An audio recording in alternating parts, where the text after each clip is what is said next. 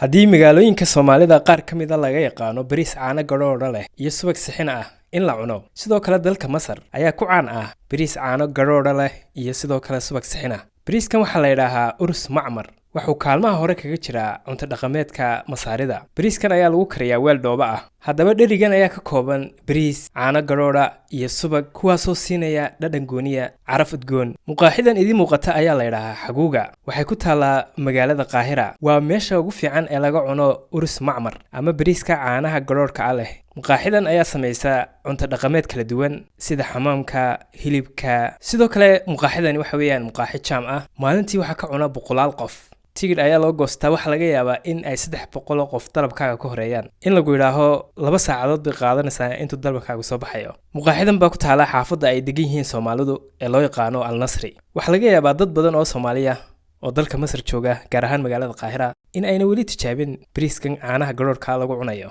Qaybta hoose commentiga igu soo qor bariiskan hore ma u tijaabisay haddaad joogto magaalada Qaahira ama dalka Masar guud ahaan.